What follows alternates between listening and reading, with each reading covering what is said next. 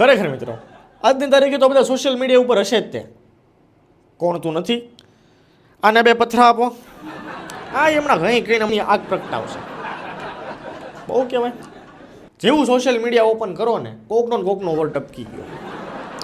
કાં ધક્કો મારી દે, કાં ડ્રમમાં પેક કરી દે, કાં બાથરૂમમાં દાટ દે, એના બોયફ્રેન્ડ આરે ભેગા થઈને એની ફિલ્ડિંગ સેટ કરી નાખે. હમણાં મેં એક રીલ જોઈ, એની અંદર એક વરાજો ચાલુ લગને ભાગી ગયો. હા, એ કે આપણે ધંધો કરવો જ નથી. અત્યારે આખા મરદ જાતમાં ડરનો માહોલ છે. કોઈ પણવા નથી ઈચ્છતું, બધા સિંગલ અખંડ વાંઢા રહેવા માંગે છે, સિવાય એક વ્યક્તિ. કોણ ખબર છે? આમિર ખાન. ત્રીજા લગ્ન કર્યા એણે. અહીંયા આપણા એક નથી થતા અને એ ભાઈએ ત્રીજા લગ્ન કર્યા. એનો છોકરો 33 વર્ષનો. એ જેવો એને પપ્પાને કહેતો છે ને, પપ્પા લગ્ન કરી લીધા છે મેં લગ્ન. તો પપ્પા હવે નેક્સ્ટ વારો ને આની પછી હજી પછી તું.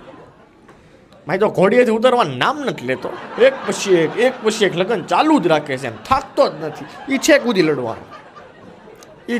લડવાનો. ઓછામાં ઓછા 5-6 લગ્ન કરશે. તો નવરા બેટા શું કરું? કરો લગ્ન કરો. એક જ એવો વ્યક્તિ છે જે લગ્નથી નથી બેતો. બાકી આખી મરદ જાતમાં ડરનો માહોલ છે. બધા વિચારે છે કે ભણવું ન ભણવું શું કરવું.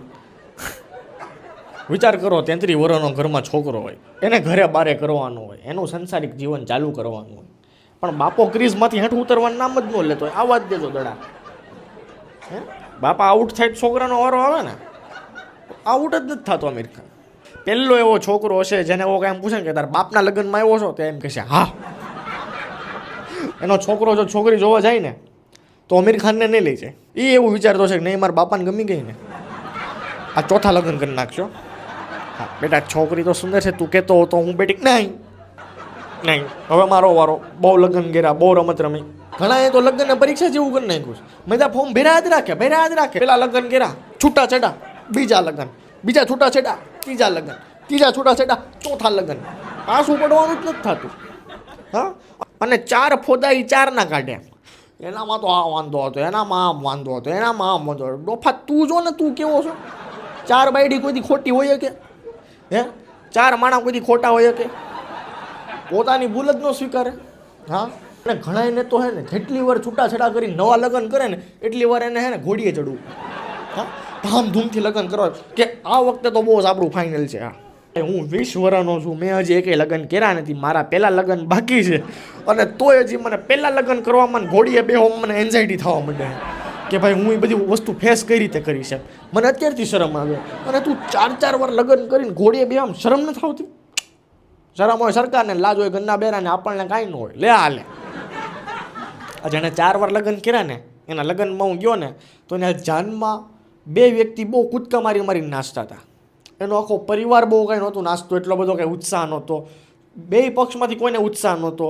2 વ્યક્તિને બહુ ઉલ્લી ડિસ્કો કરતા હતા. આજે મેં રહ્યા અરે એટલે મેં પૂછ્યું, કીધું આ 2 વ્યક્તિ કોણ છે? આટલા બધા ઉત્સાહમાં આટલા બધા રાજી કેમ થાય? મને કે એક છે એ કે ગોરબાપા છે ને એક છે એ વકીલ છે.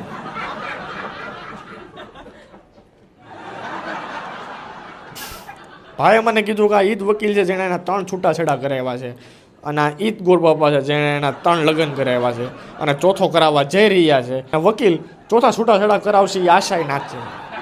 એટલે આ 2 જણા બહુ રાજી છે. જે છાપા વાંચતા હશે ને ખબર હશે, છાપામાં મોટી નોટ્સ આપેલી હોય. અમે આને નાચ બહાર કાઢ્યો છે, અમારે અહીંયા કોઈ વહીવટ નથી, અહીંયા કોઈ પૈસાનો વહીવટ કરવો નહીં, અમારા નામે એને પૈસા દેવાની, એવી બધી નોટે લખેલી હોય. મેં એક નોટ વાંચી, એમાં લગ્નનો બાયોડેટા લખ્યો હતો કે રમેશભાઈ, સરકારી નોકરી, ઉંમર 46 વર્ષ, છૂટાછેડા થઈ ગયેલ છે, કન્યાની તલાશ છે. પછી નીચે બધી ડિમાન્ડ્સ લખી હતી. ઇંગ્લિશ બોલતા આવડવું જોઈએ.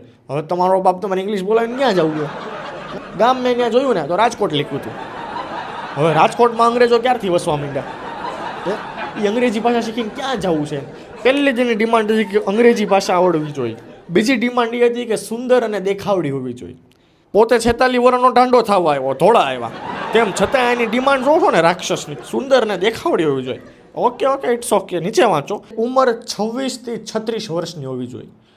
ઓહો, 46 વર્ષનો ઢાંડો ધોળા આવ્યા, છૂટાછેડા એના થઈ ગયેલા છે, એને 26 થી 36 વર્ષની સુંદર ઇંગ્લિશ બોલતી હોય એવી સુકન્યા જોઈએ છે. હજી ડિમાન્ડ એ પૂરી નથી થતી.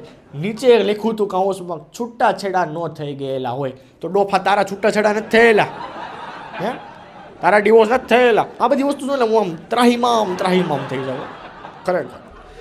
ઘણાના સ્વભાવ જ એવા હોય ને પછી એના 4 લગ્ન કરો 10 લગ્ન એનો ક્યાં મેળ જ ન પડે. પોતાના જેટલા દુર્ગુણ છે ને એટલા સગુણ એને સામેની વ્યક્તિ જોતા હતા. 26 થી 36 વર્ષની સુકન્યા જોતી હતી, પોતે 46 વર્ષનો ઢાંઢો. પોતાને ઇંગ્લિશ બોલતા આવડતું ન આવડતું સામે વાળી ઇંગ્લિશ બોલતી હોવી જોઈએ. દેખાવડી અને સુંદર છોકરી હોવી જોઈએ. હે એટલે સરકારી નોકરી એટલે તમારે ગમે ડિમાન્ડ કરવાની. ત્રાહીમામ. તમે એક વસ્તુ નોટિસ કરજો, જેના પહેલાં છૂટાછેડા થઈ ગયેલા હશે ને એને બીજું મોડલ ફ્રેશ જોશે. એને તમે કહો કે છૂટાછેડા થઈ ગયું છે, નહીં એ નહીં હાલે. તું જો ને પણ તું છૂટાછેડા થઈ ગયેલો, હે ઢાંડા હાળા. એટલે આવું ખાલી લઠ્ઠાવું કરે એવું નથી, છોકરીઓમાં એવું હોય છે. પોતે ડિવોર્સ થઈ ગયા હોય તો છોકરો એને ફ્રેશ જોઈએ, એ વસ્તુ ખોટી. તારા છૂટાછેડા થઈ ગયેલા અને આપણે છૂટાછેડાવાળું મોડલ લાવો. તું ફ્રેશ અને તો એક ફ્રેશ મોડલ લાવો ના, એ પાછળ બસ આપો એને. આમાં કોઈ ખોટું બોટું ન લગાડવું, ફ્રેશ એ ન લગાડવું, છૂટાછેડા થઈ ગયેલો એનું ન લગાડવું. ભાઈ જિંદગી છે, મોજ કરી લેવાની. અને છતાં તમને જો ખોટું લાગે ને તો આમે એક ફોર્મ મૂક્યું જ છે, એ ભરી નાખજો. અને આગળ શું કરવાની તમને ખબર જ છે ને, IYKYKYK. Thank you so much. મળીએ આપણે નવા વિડીયોમાં. C you in the next one.